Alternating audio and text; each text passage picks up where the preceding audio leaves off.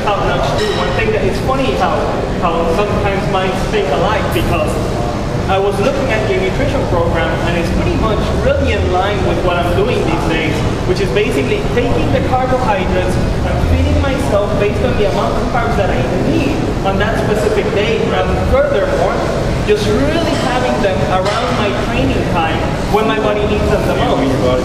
Exactly. So I mean, I think a lot of the world these days is, for lack of a better word, brainwashed by high multi-billion-dollar marketing, large companies who are trying to sell products that have a high profit. So, you know, whether it be any type of grain, you know, crackers and cereals, these are coming from multi-billion-dollar corporations trying to make a profit. Yeah. And of course, they're going to try to tell you you need to eat more carbohydrates, high carbohydrate, low-fat diet, high carbohydrate, low-fat diet, because it's going to make them money. It's going to help feed the world. You couldn't feed the world on meat. It's basically impossible. Especially if everybody eats like you and I. Yeah. So I mean, it's a great thing that high carbohydrate diets exist, but for someone looking to optimize their body composition, it's not the most optimal way to go. Your body doesn't need as many carbohydrates as you need to make it out to believe. So you want to eat carbohydrates to fuel your work. That's what you need. Someone doing a 40-minute workout really isn't depleting all that much glycogen, believe it or not. They're going to start burning through a lot of protein, burning through a lot of muscle, but their glycogen stores are going to be depleted only a very, very small amount. So putting in carbohydrates when you train is the best time to do it. The rest of the day, you need a lot of proteins, fats, and fibers, carbs from vegetables.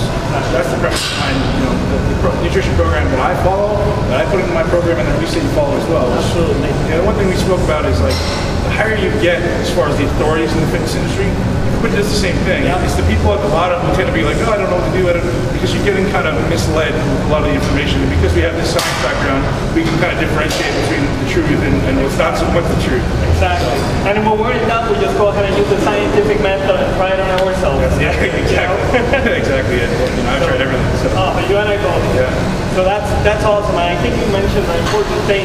A lot of people are still afraid of fats, and good fats are essential for your health. Okay, there's essential fats.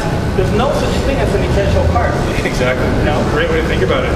I guess again, we kind of brainwashed to believe that, you know, low fat diet, low fat diet. There's actually very, very little scientific evidence that says even saturated fat has negative health effects. Believe it or not, trans fats, there's lots of evidence. Saturated fat doesn't necessarily have a lot of evidence saying it's bad for you. You know, it's actually great for hormone production, testosterone, things like that. People don't realize how important fats are.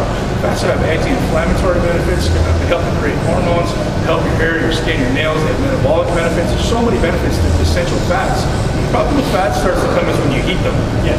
So you don't want anything fried. You don't want to heat your fat too much. You know, always keep it, you know, natural sources. Right. That's when people run into problems with fats, right? Carbohydrates cause inflammatory reactions. They cause insulin resistance, which can make you fat. Fats and proteins will never do that.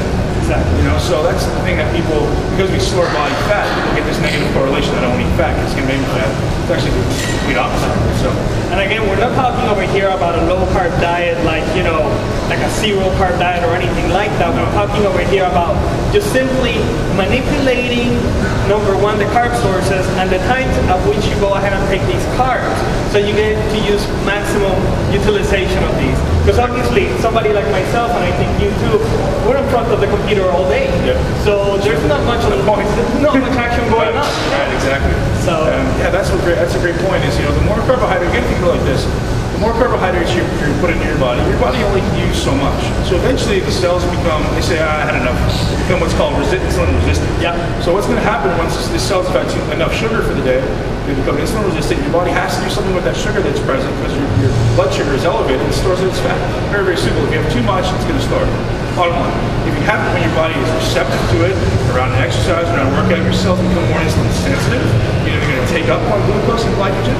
That's what you need to take. The rest of the day, your body's resisting, like, yeah, I'm going to use to store it for later. You think about evolutionarily, right? Your body, they've gone through times of feast and famine. Your body's adapted to do this. It's a good thing. You know, so you take it too much, okay, great, we're going to store this because there may be a time coming up where I need to use this later. So that's kind of the concept that you need to think about and really understand. It's really, really simple stuff.